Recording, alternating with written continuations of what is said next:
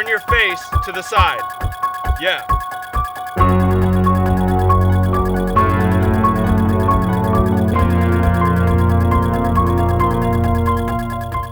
So I just released my very own Halloween fan film, and one could say that it's up to the level of the major motion pictures. And we shot it for pretty much no budget. No, in all seriousness, it's a solid film. It came out pretty well given the extreme circumstances we were under to shoot this thing. We shot it in just, I want to say, maybe 10 hours. It was an overnight shoot. It was very long. It was very difficult because there were so many different setups, so many different shots. Even though maybe in this short it doesn't look like it, but there's a lot happening. You can see my edit timeline right here. There's a lot going on here, a lot of different sound levels or layers, mind you. But yeah, I wanted to walk you guys through this film, show you guys behind the scenes, break it down. We're going to watch the film together. I'm going to pause, show behind the scenes of how we shot it, talk a little bit about the challenges and different things about the film. So without further ado, let's get into the making of my Halloween fan film. So this opening shot right here with Cherie is actually like the last shot of the day. Initially, this was probably at like 4 in the morning here, 3 or 4 in the morning. This is shot at my film ranch, the Eclectic West. And yeah, we had shot everything leading up to this point, all of the stuff of her interacting with Michael, going through the convenience store, looking for the gas can, the flamethrower stuff, the fight scene between the two Michael Myers and everything. And so, yeah, there was a moment where it got to this point where it was just so chaotic. I was like, fuck it. We don't even need this intro scene. Like, it can just go with her walking into the country store. And then my AD, Sam, pulled me aside. He was just like, no, let's get the shot. We're here. And I'm glad we did because it sets the tone of why she is where she is. And so, yeah, we'll just run through this real quick. Steven. Hey, babe, where are you? Where the fuck are you? Where is this party at? Where am I? Are you outside? So that whole conversation was pretty much done on the fly. And the conversation you're hearing her on the phone having with our other actor, Vinny, did not take place, did not happen. I gave Cherie the context of the conversation. I just said, run with it, have fun with it. Here's the general concept of what I need you to say. Just say what feels right and natural. And in post, we'll just figure out the dialogue for him to match what you're saying. So she's just talking to herself with the general direction that I gave her. And then in post, weeks later, I had my friend Vinny, who played the monster in After Hours, come in and literally watch the film and record in the booth reacting to what she's saying. No, I've been driving down this fucking dirt road for 45 minutes. I ran out of gas. I need help. Where are you? All right. You see the gas station. Past the gas station, you're going to go uphill. You're going to be up Wait. the top. You're cutting out. I can't. You're gonna go. Shout out to Steven? Tom for also helping Steven? with the audio in here. Fuck. Come on.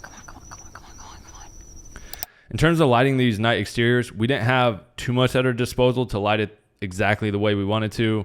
And in order to move quickly throughout all these night exterior shots we just bounced a couple, I believe, aperture 1200Ds through, or not through, into some white bounce. So we're shooting it into a bounce and it's kind of bouncing back to fill ambiently the space, because had we shown, we didn't have any diffusion or big 12 by rigs. So if we would have shown the 1200D just directly onto our scene, it would have nuked it way too much and it would have felt way too harsh for moonlight. So bouncing it off the white bounce and having it kind of reflect back or come back definitely softened the light a little bit and gave us like a nice kind of soft moonlight. It's not terrible, but could have been better. Just we're working within our budget constraints and time constraints.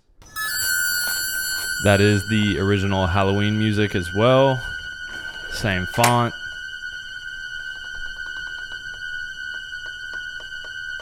Hello? Anybody here? Hello? In terms of audio, I did get a question on Instagram. How did we get such good audio throughout the whole piece? And the answer to that is hiring a good sound guy. I hired a really good sound guy to come get audio. And throughout each scene, she is laved and mic'd. And so we have a lav on her as well as a boom. And then after we shot each scene, we would go through and get the little sound pickups of the different things that I could layer in. So like after we shot this whole scene, we then went and got like some little extra like sound B-roll of the door knob turning and creaking open, her steps, the lighter sounds. So all those little details that I could come back in and edit to bolster up that sound. But yes, as far as sound goes, we had a really good sound guy. She was laved and there was a boom overhead. Unfortunately, that flashlight was really bad, and no matter what we set our shutter to, it just flickered, and there was we tried everything and we just could not get that to get fixed.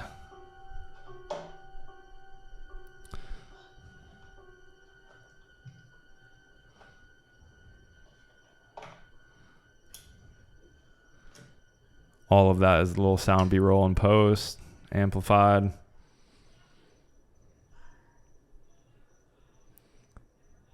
You see Michael creeping into the back there.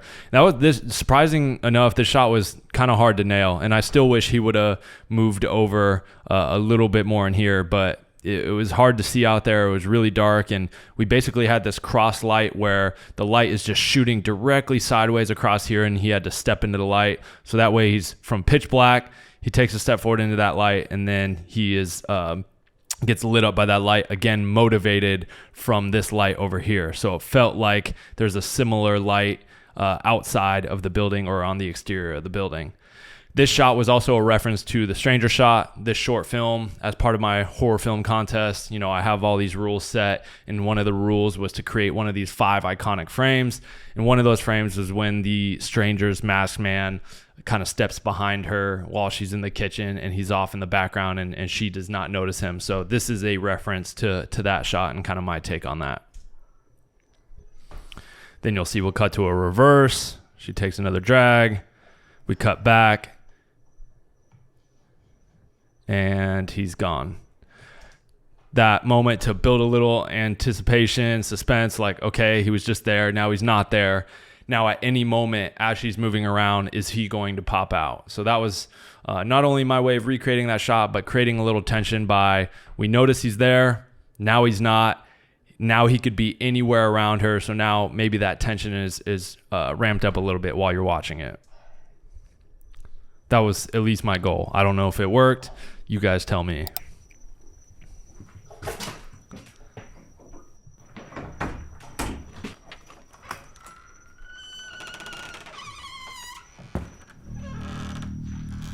In this scene, as far as lighting goes, you can see kind of this blue moonlight, dark ambience up here. That was just an Astera set mounted to the roof, kind of just shooting up into the roof with that little bit of spill. And again, you see we put another aperture shooting that same kind of sodium vapor light coming into the background there. And the reason we did that is, again, it's motivated from the outside of that building, but you'll see when we do the silhouette shot of Michael, we needed light behind him to get that silhouette. And so again, color contrast, but it also serves a purpose as to a shot that's coming.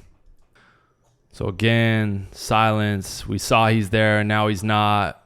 She's wandering, kind of builds the anticipation. Maybe he's going to pop out at any moment. Kind of foreshadowing here as we hold on the WD-40 for a split second.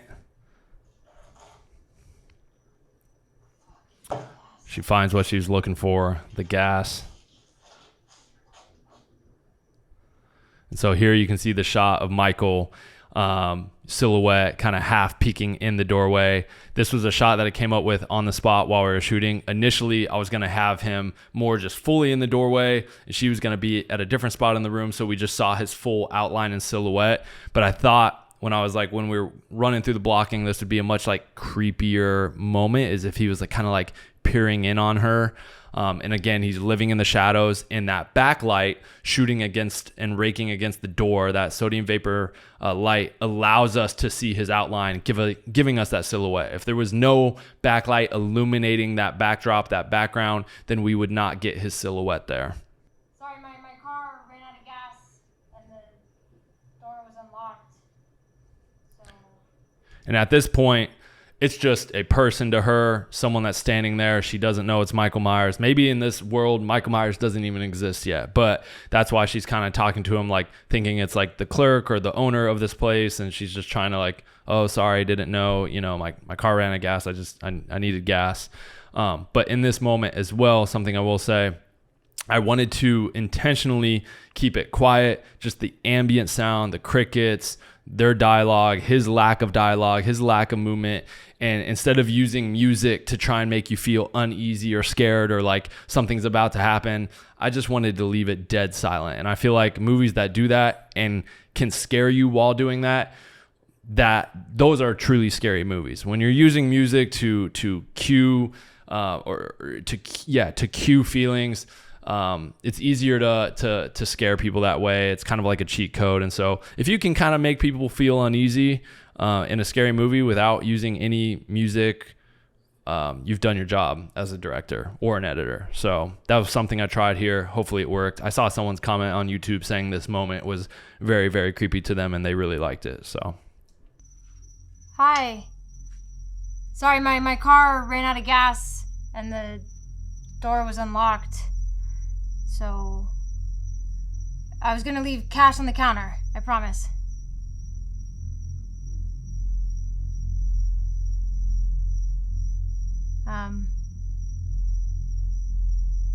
Okay. I'm gonna go now.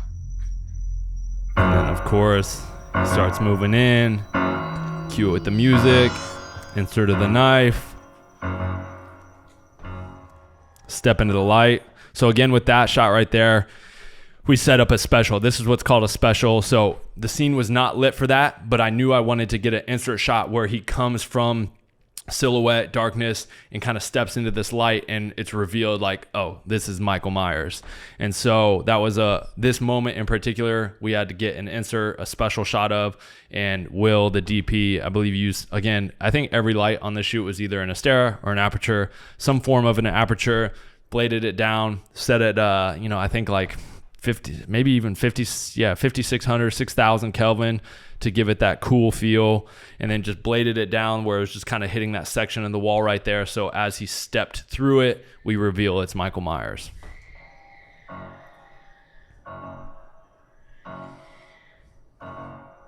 Right here, she's trying to figure out how to get out of this situation.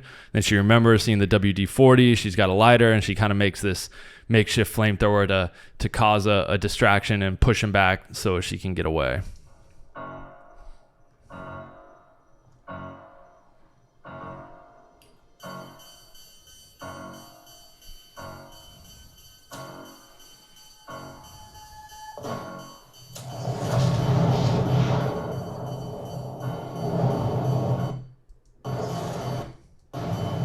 Trying to stop it. Here we go. So this scene and moment right here, again, was a kind of a shot recreation from the original Halloween movie where we're peering through this POV perspective, of Michael Myers' mask, and I wanted to do the same. So for this film, not only was that one of the challenges or shot recreations that you had to do for the horror film contest, but it was something I just wanted to really do. And so to do this, we took a small black towel or cloth, cut out holes in it, and then just basically clothespinned it to the matte box. And it was as simple as that. And the reason we chose black was to create that negative fill. We didn't want it feeling light on the inside by using white. So using black created that dark inside look. And then having it be a towel kind of gave it this more rough, tattered kind of looking edges. Whereas if we would have done like, and the softer fall off, right? Because it's, a towel cloth, where had we used paper, it'd be a little more sharp and tactile. So the black towel cloth, cut out eye holes, clipped to the matte box with a wide lens, gave us this kind of POV perspective of Michael Myers.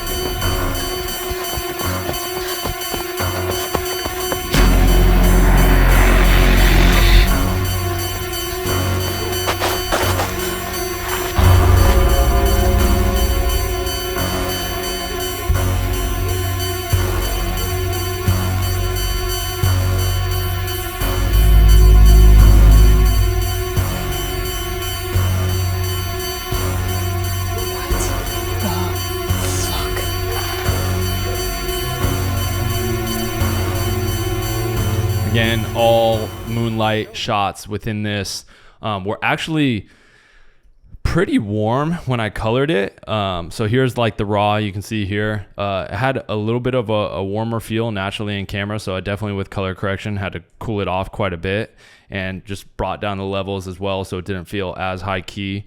So you can see kind of the stark difference between the raw footage from the Airy to the color grade there. And again, just bouncing those apertures directly into some bounce and getting like the bounce back. That's the light that you're seeing there. Yo, come on, what the... Dude, I'm supposed to be Michael Myers, dude. You're supposed to be Jason. There's no two Michael Myers. Come on, dude. We talked about this for an hour. Honestly, this whole scene was extremely chaotic. This was the last, kind of one of the latter scenes of the day, and it was the most intensive with lots of different angles and things that needed to happen. And I honestly was just kind of like rushing through it. So I didn't shoot it or direct it exactly how I would have liked to. And honestly, when I walked away from the shoot that night, I felt very disappointed in myself and like I didn't get what I needed. And ultimately with editing, you can work your magic and kind of fix anything and everything. And I was able to piece it enough together that I had something I felt like I could use. And I am happy with the end result, but I definitely walked away from that day going like, dude, this is a mess. This is a disaster. So I'm glad it all kind of came together. And again, all this VO coming up here is dubbed in post from my friend Vinny.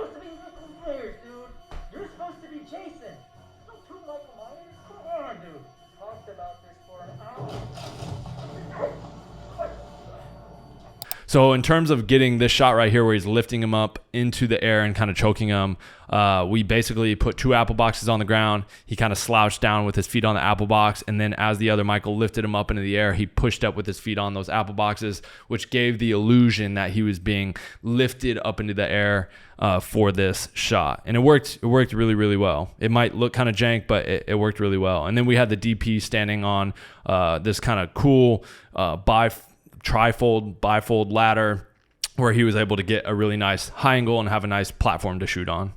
And then with this shot right here, this is a real knife. So pulling the real knife in a frame because the fake ones just looked very, very fake. It has kind of a nice little shimmer from the moonlight. We just got the real knife coming up in a frame. And then the shot right here where he actually goes to stab him, he has no knife at all. It's just his fist. And he just kind of stabs him, punches him with his fist.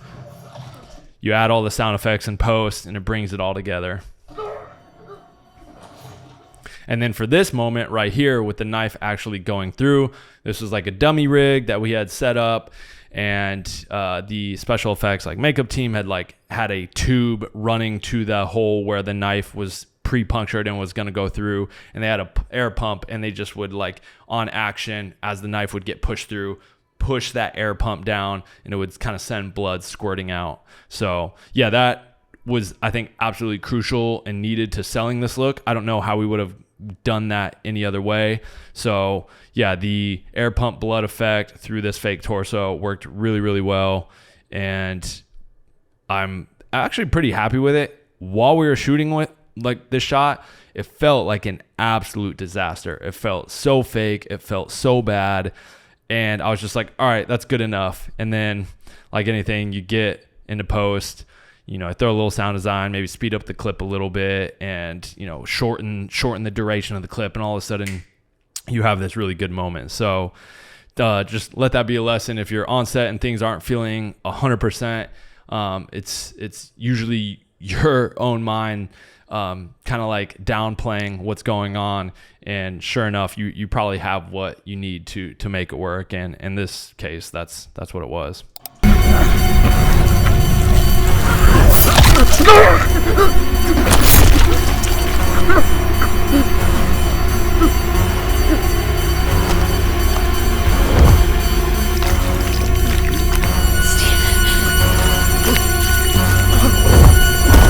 So the whole idea here, now that it's set up, that she recognizes it's Steven, her boyfriend, the person that was calling her on the phone at the beginning. The whole idea, as you can see him approaching, talking about like, I was supposed to be Michael Myers, you're supposed to be Jason. There can't be 2 Michael Myers. he was pranking his girlfriend on Halloween, had kind of sent her out to the desert, said there was this house party they're going to go to prank and scare her. Obviously, he's not out there alone. There's a real Michael Myers out there, but as he's approaching this Michael, he thinks that's his buddy who he's pranking his girlfriend with. It's obviously not. I think the only thing that could have also really made the short stronger is maybe at the end there'd be this end shot of somebody in a Jason mask and outfit dead somewhere to really show like, hey, Michael Myers killed his friend and then obviously killed him. But hopefully the idea and concept came across of like, yes, he was out there trying to prank her. This is where she realizes this is her boyfriend. He didn't realize that that was actually Michael Myers. He thought it was his friend who, also mistakenly dressed up as Michael Myers. So it's kind of the general concept and idea behind the short. I thought would be like fun to do where, Halloween prank gone wrong. Eye hole shot again. And honestly, this was a big blunder on our part. I flipped it in post. So if you'll see here, if I take off the flip, he's actually looking this way, but then when you cut it with the shot of what we had with her, she's looking the same way. And so the eye lines do not work here at all. And so I had to, in post, use horizontal flip it to make it look like they're looking at each other. So I don't know if anyone caught that. If you actually watched the original film, she runs off screen the wrong way. And again, it was just so late. We were so tired. So when we went to shoot this scene and had him look the way that she ran off, it was technically the wrong way. And so in order to make this work where it's like he's looking at her and she feels like he's coming after her next and she's got to run off, I did have to just use horizontal flip and flip it. Luckily, there's like no words or things on screen that would make it feel weird or funky. So yeah, there was that, shot the wrong way, flipped it so that their eye lines were looking at each other. And then she runs off and we get our classic Halloween end. So yeah, that's a quick breakdown of the short in terms of how we shot it, some of the lighting, some of the direction, and some of the blunders that I made. Nothing ever goes right entirely on a shoot. There's always going to be some things that you need to work through and problem solving that needs to happen, and you're going to walk away from a shoot and go like, oh dude, we didn't get that shot, we didn't get that shot. And there's a reason why there's reshoots and pickups, and that's a very common thing within the industry, is because when you're in it, a lot can go wrong. You run out of time, you forget things. And so, yeah, unfortunately, I didn't have the time or resources to be able to go back and do those things. So I had to work with what I had. But I think with, what I had and shot on that night, I was able to make something pretty cool out of it. So I'm happy with it. And hopefully you guys dig it. And if you have any comments or questions about anything you saw in the behind the scenes, let me know. I'll try and answer those questions in the comments below.